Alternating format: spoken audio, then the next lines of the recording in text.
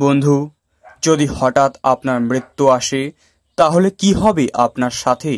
যখন আপনার দেহ পড়ে থাকবে তখন আপনার আত্মার কি হবে? বাইবেল বলে মাটি মাটিতেই ফিরে যাবে, আর যে আত্মা ঈশ্বর দিয়েছেন সেই আত্মা তার কাছেই ফিরে যাবে। আর তার মানে যখন কোনো মানুষ মারা যায় তখন তার মাটির শরীর মাটিতেই ফিরে যায়। যেহেতু ঈশ্বর মাটি দিয়েই মানুষ সৃষ্টি করেছেন, কিন্তু আত্মা ঈশ্বরের কাছেই ফিরে যায়, কারণ ঈশ্বর মানুষের আত্মা সৃষ্টি করেছেন।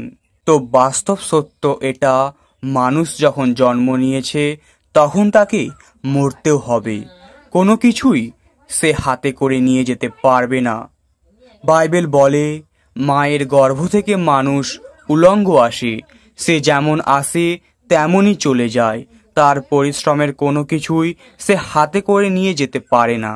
বন্ধু, তার মানে আমরা যেমন একা এই পৃথিবীতে এসেছি, তেমনি একাই পৃথিবী থেকে বিদায় নেব, সাথে কেউ যাবে না। যাদের আমরা এত ভালোবেসেছি বা পরিশ্রম করে এত কিছু করেছি, তার কোনো কিছুই আমাদের সাথে যাবে না। ইয়ব বলেন, মায়ের পেট থেকে আমি উলঙ্গ এসেছি আর উলঙ্গই চলে যাব। সদাপ্রভুই দিয়েছিলেন আর সদাপ্রভুই নিয়ে গেছেন। বন্ধু, এটাই চিরন্তন সত্য যে ঈশ্বরের জিনিস ঈশ্বর নিবেন। সব কিছু তারই ইচ্ছে মতো হয়।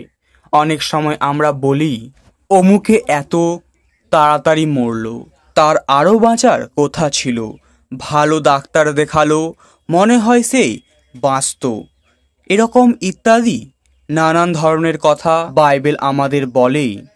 মানুষ কখন মরবে বা কতদিন বাঁচবে তা ঈশ্বর নির্ধারণ করেন। সে কোন মাসে মৃত্যু বরণ করবে, তার জীবনের সময়সীমা কতদিন, তা ঈশ্বর ঠিক করে রাখেন। কেউ তা বাতিল করতে পারে না। তো এটাই বুঝলাম যে কার কখন মৃত্যু হবে কোন মানুষ বলতে পারে না, কেবল ঈশ্বর ছাড়া। কারণ ঈশ্বরের আত্মা আমাদের সৃষ্টি করেছেন এবং সর্বশক্তিমান ঈশ্বরের নিঃশ্বাসে আমরা জীবন পাচ্ছি। আচ্ছা বন্ধু, মানুষ মরলে কি তার অস্তিত্ব শেষ হয়ে যায়? বাইবেল বলে, কিন্তু মানুষ মরলে সে শেষ হয়ে যায়। সে শেষ নিঃশ্বাস ত্যাগ করে কোথায় যায়? হ্রদের জল যেমন শুকিয়ে যায় আর নদী যেমন মরে যায়, তেমনি মানুষ মরলে আর ওঠে না। আকাশ শেষ হয়ে না যাওয়া পর্যন্ত সে আর জাগবে না, সে মরণ ঘুম থেকে জেগে উঠবে না। তো বন্ধুরা, বাইবেল আমাদের এটাই বলছে যে মানুষ মারা গেলে তার আত্মা ঈশ্বরের কাছে যায়, কিন্তু পৃথিবীতে তার অস্তিত্ব শেষ হয়ে যায়। মানুষের আত্মা যেহেতু ঈশ্বরের কাছে যায়, তাহলে মানুষ আত্মা কি ঈশ্বরের সাথে স্বর্গে যায়? বন্ধু, তা মোটেও নয়। মানুষের মৃত্যুর পর ঈশ্বর তার আত্মাকে গভীর ঘুমের মধ্যে রাখে, যতদিন না আকাশ ধ্বংস হয়। কিন্তু প্রভু যিশুর দ্বিতীয় আগমনের সময় সেই আত্মাগুলোর ঘুম ভাঙবে। যিশু বলেছেন, এই কথা শুনে আশ্চর্য হবেন না, কারণ এমন সময় আসছে যারা কবরে আছে তারা সবাই মনুষ্যপুত্রের গলার স্বর শুনে বের হয়ে আসবে। এর মানে পৃথিবীর সমস্ত মৃত মানুষের ঘুম ভাঙবে যখন যিশু বিচার করতে আসবেন। বাইবেল বলে পৃথিবীর মাটিতে ঘুমিয়ে থাকা অসংখ্য লোক এবং তখন জেগে উঠবে। কেউ কেউ উঠবে অনন্তকাল বেঁচে থাকবার জন্য, আবার অন্যরা উঠবে লজ্জা ও চিরস্থায়ী ঘৃণার পাত্র হওয়ার জন্য। যে কারণে প্রভু যিশু বলেছেন, যারা কেবল দেহটা মেরে ফেলতে পারে কিন্তু আত্মাকে মারতে পারে না, তাদের ভয় করো না। যিনি দেহ ও আত্মা দুটোই নরকে ধ্বংস করতে পারেন, বরং তাকেই ভয় করো। বন্ধু, বাস্তব সত্য এটাই যে মানুষ চিরকাল এই পৃথিবীতে বাঁচবে না। একদিন তার ঠিকই মরতে হবে, কিন্তু ঈশ্বর প্রভু যীশু খ্রিস্টের দ্বারা পরিত্রাণের পথ খুলে দিয়েছেন। সেজন্য যে যিশুকে বিশ্বাস করে সে তখনই অনন্ত জীবন পায় এবং সে মরলেও জীবিত হবে, আর উদ্ধার পাওয়ার জন্য সে প্রভুকে ডাকবে, সেই উদ্ধার পাবে। অতএব মৃত্যু সকল মানুষের জন্য, কারণ যখন সৃষ্টির প্রথম মানুষ আদম ও হবা ঈশ্বরের বিরুদ্ধে পাপ করেছিল, তখন থেকেই মৃত্যু মানুষের জীবনে কাজ করল। কিন্তু ঈশ্বর মানুষকে বাঁচানোর একটি পথও করে দিলেন। বাইবেল বলে, পাপ যে বেতন দেয় তা মৃত্যু, কিন্তু ঈশ্বর যা দান করেন তা আমাদের প্রভু খ্রিস্ট যিশুর মধ্য দিয়ে অনন্ত জীবন। তো মূল কথা হলো, মানুষ যখন জন্ম নিয়েছে তখন তাকে মরতেও হবে।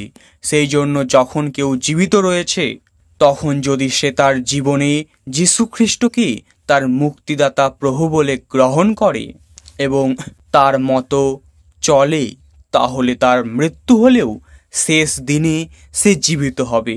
অর্থাৎ প্রভু যিশু যখন বিচার করবেন তখন তাকে দোষী করবেন না, বরং তাকে নির্দোষ বলে ঘোষণা করবেন এবং তাকে স্বর্গরাজ্যে পাঠাবেন। আচ্ছা, মৃতরা কি সত্যিই জীবিত হবে? বাইবেল আমাদের বলে, কারণ মৃতদের যদি জীবিত করা না হয় তবে খ্রিস্টকেও জীবিত করা হয়নি।